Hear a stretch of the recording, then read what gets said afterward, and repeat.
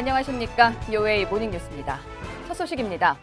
미 의회가 다음 달 한 달 동안의 여름 휴회에 앞서 처리할 한반도 관련 안건이 주목됩니다. 현재 총 16건의 법안과 결의안이 계류 중인데 대북 제재 강화 법안 처리에 속도를 낼 전망입니다. 이주온 기자입니다. 현재 상하원에 계류 중인 한반도 관련 안건은 법안과 결의안 각각 8건씩 모두 16건입니다. 대북 제재 강화 법안이 3건으로 가장 많고 대북 정책 감독 법안은 상하원에 각각 상정돼 있습니다. 올 들어 유일하게 채택된 상원의 미한일 유대 지지 결의안과 동반 발의된 하원 결의안도 현재 외교위에 계류 중이어서 연내 처리가 주목됩니다. 의회가 다음 달 5일부터 시작되는 한 달간의 여름 휴회에 앞서 처리에 속도를 낼 안건은 북한의 금융만 봉쇄에 초점을 둔 제재 강화 법안입니다. 북한과 거래하는 모든 개인과 기업의 세컨더리 보이콧, 즉 3자 제재 부과를 의무화하는 내용이 핵심인데 중국 등 해외 금융기관을 겨냥했습니다. And they would present Chinese banks with a very simple choice. You can do business with the United States or you can do business with North Korea, but you can't do business with both. 의원들은 통상 의회가 무조건 통과시켜야 하는 국방수권 법안에 자신이 주력해온 핵심 안건이 포함되도록 노력하는데 올해는 이례적으로 대북 제재 강화 법안이 상하원에서 이런 방식으로 추진돼 통과 가능성을 높이고 있습니다. 북한에 억류됐다 송환된 직후 숨진 대학생 오토 원비어의 이름을 딴 상원의 법안은 오토 원비어 대북 은행 업무 제한 법안 또는 브링크 액트, 하원의 법안은 오토 원비어 북핵 제재 법안으로 명명됐습니다. 앞서 상원은 지난달 말 브링크 액트가 포함된 국방수권 법안을 초당적으로 통과시켰고 유사한 내용의 하원 법안은 지난 9일 상임위를 거쳐 현재 전체 회의 논의가 진행 중입니다. 하원 제재 강화 법안의 국방수권 법안 포함 여부는 전체 회의 표결이 이뤄지는 이달 중 결정될 예정입니다. 하원이 이달 중 대북 제재 강화 법안이 포함된 국방수권 법안을 통과시키면 이어 상하원 조정 합의를 거쳐 마지막 표결이 이뤄지는 9월 말 이전에 대북 제재 강화 법안의 세부 내용이 최종 확정될 예정입니다. 앞서 하원에서는 또 다른 대북 제재 강화 법안인 대북 밀수 단속 법안의 국방수권 법안 포함이 추진됐지만 지난 9일 철회됐습니다. 이 법안은 북한의 불법 해상 거래, 특히 불법적인 선박 환적 차단에 초점을 맞추고 있으며 예전부터 예고됐었기 때문에 추후 별도 법안으로 다시 추진될 가능성이 있습니다. VOA 뉴스 이조은입니다. 미국과 북한의 정상이 이달 중 재개에 합의한 실무협상에서 논의될 의제가 무엇이 될지 관심이 모아지고 있습니다. 김정은 위원장은 체제 안정을 강조한 것으로 전해졌긴 하지만 북한은 여전히 제재 완화에 초점을 맞출 것으로 전문가들은 전망했습니다. 오택성 기자입니다. 로버트 매닝 애틀랜틱 카운슬 선임 연구원은 실무협상에서 북한은 제재 완화에 더 집중할 것으로 보인다고 말했습니다. 그러면서 석탄 수출과 석유 수입 허가, 개성공단 재가동 등을 당장 제재 완화가 가능한 분야로 꼽았지만 핵 동결에 대한 양측의 인식 차이로 협상은 쉽지 않을 것으로 내다봤습니다. 미국은 핵 동결을 비핵화의 시작점으로 제시했지만 북한은 핵 보유국 지위를 얻는 수단으로 생각하고 있다는 겁니다. I think their ultimate goal is to be accepted as a nuclear weapon state like Israel and Pakistan. And if you work back from that, then they would not necessarily be against a freeze or even.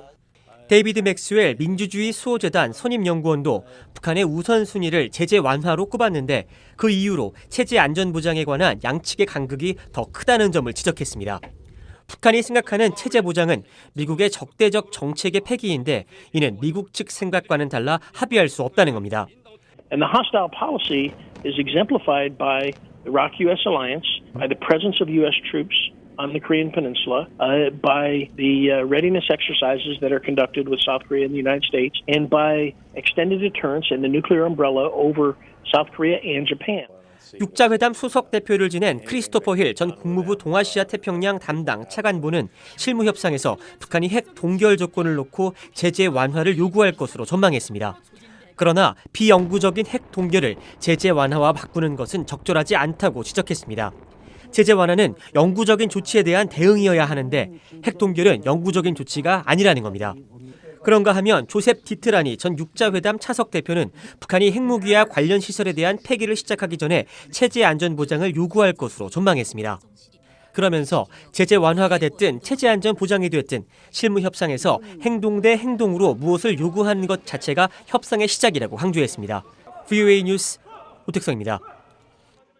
미 국무부는 트럼프 행정부가 북한의 핵 동결과 일부 제재 유예를 맞바꾸는 방안을 고려하고 있다는 한국 언론 보도에 대해 사실이 아니라고 밝혔습니다.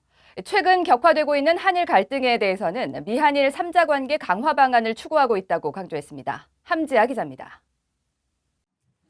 국무부 대변인은 정례 브리핑을 통해 미국 정부가 북한의 핵 프로그램 동결을 조건으로 북한의 석탄과 섬유 수출 제재를 일부 유예하는 방안을 검토 중이라는 한국 언론의 보도 내용을 정면으로 부인했습니다. 스티븐 비건 대북 정책 특별 대표는 해당 보도가 완전한 거짓이라고 말했다고 밝혔습니다. I will say that I did actually speak to Steve Biegun about that, and he categorically denied that. He said that report is completely false. So there's no truth to that.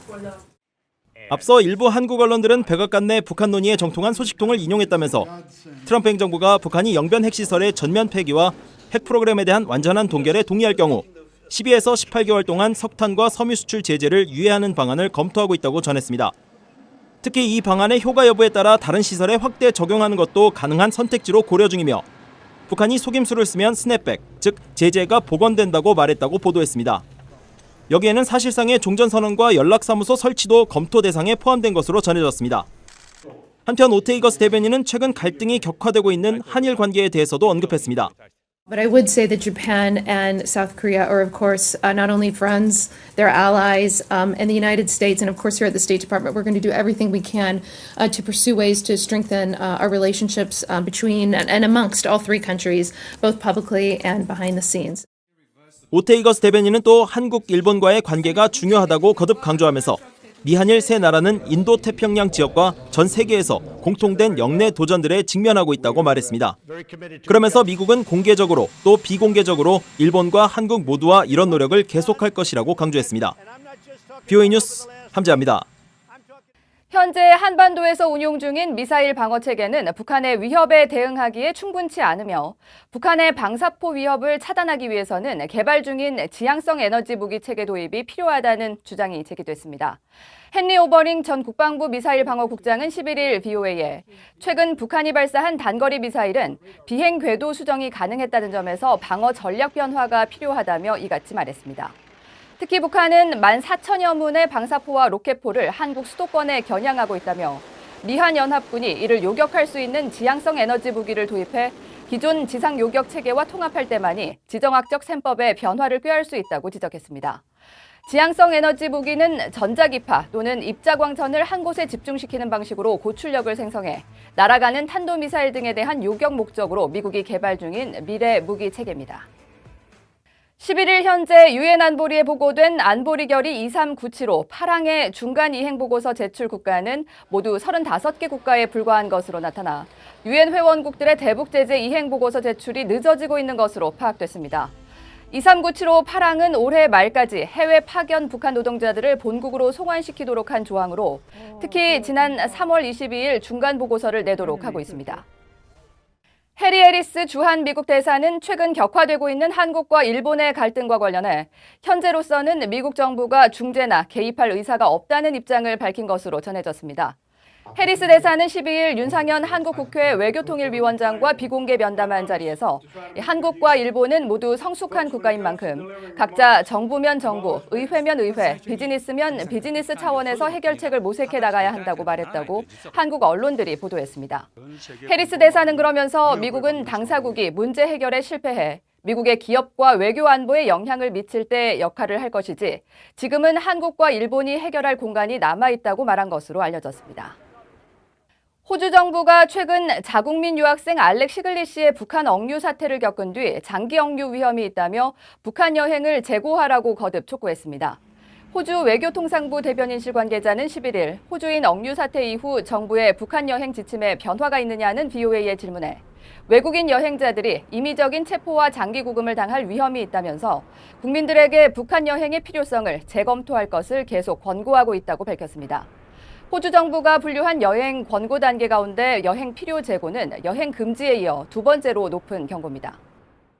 이상으로